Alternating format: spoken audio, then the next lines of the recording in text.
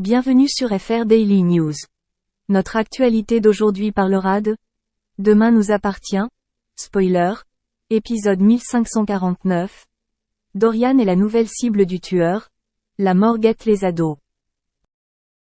Les adolescents paniquent, Camille culpabilise d'avoir dit à Corentin d'entrer dans la chambre.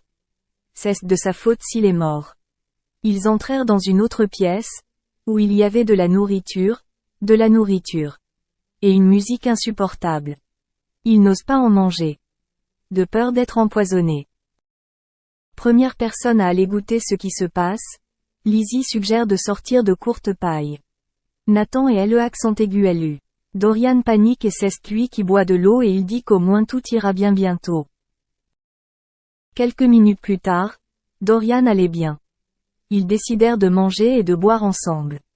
Ensuite, ils ont une énigme à résoudre avec un grincement. Une inscription apparaît sur le t-shirt de Dorian. Tu bouges et tu meurs. Dorian bouge à cause de crampes. Il reçoit une balle dans la jambe. La police est arrivée au dernier endroit où se trouvait le téléphone des adolescents. Le gardien du cimetière voit les décorations de Noël. Les empreintes de Camille, Dorian, Nathan ont été retrouvées. Charlie préparait un repas de famille avec Adam. Elle trouvait étrange que Swazik ne se présente pas. Lasagne au menu. François a semblé mal à l'aise pendant le repas. Charlie était ivre de saute d'humeur. François se leva et partit se promener. Tristan a un entretien pour le poste de gérant d'un restaurant sur le port. Gilles lui donne quelques conseils en matière de chemise d'entretien pour qu'il puisse décrocher le poste. Tristan a raté l'entretien.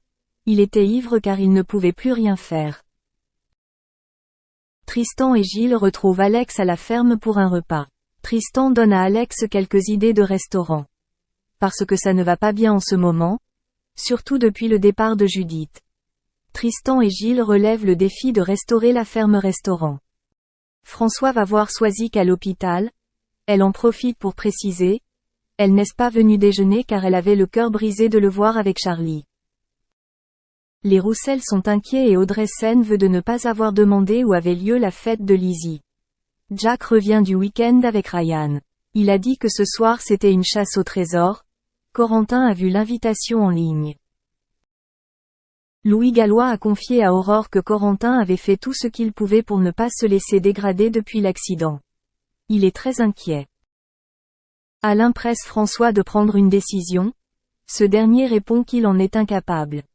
Il pensait que Charlie ne méritait pas de souffrir à cause de ses doutes. Merci d'avoir regardé et à la prochaine vidéo. N'oubliez pas de vous abonner à notre chaîne. En attendant, faites-nous part de vos commentaires dans la section commentaires ci-dessous.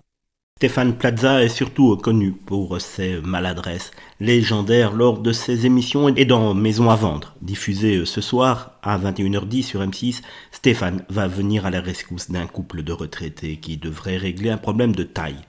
Marie Reine, 63 ans, et son mari Michel, 75 ans, tentent en effet depuis longtemps de vendre leur maison de 100 mètres carrés localisée à Hyères en Essonne. Ils ont pour projet de déménager dans le sud de la France où ils pourront se rapprocher de leurs 3 filles. Le souci est que Marie-Reine et Michel demandent un prix bien trop haut pour leur maison, dont la décoration laisse à désirer et manque surtout de modernité. C'est accompagné de Sophie Ferjani que Stéphane va tenter de trouver la solution. La décoratrice d'intérieur aura notamment beaucoup d'idées pour apporter un peu de fraîcheur à cette maison et certaines tâches seront léguées à l'agent immobilier, mais toujours blagueur et jamais très concentré. Stéphane ne va pas franchement assurer. En effet, dans un extrait partagé sur Télé Loisirs, en marge de la diffusion, on découvre que l'animateur va détruire un mur avec Michel, surnommé Bibiche par sa femme. Si au départ, les deux hommes apparaissent très heureux en train de tout casser, ils déchantent rapidement lorsque Stéphane se rend compte qu'ils ont démoli le mauvais mur. « T'as regardé les plans, Bibiche ? Est-ce qu'on n'a pas fait une connerie ? Il me semble qu'il ne fallait pas frapper là », réalise Stéphane Plaza, embarrassé.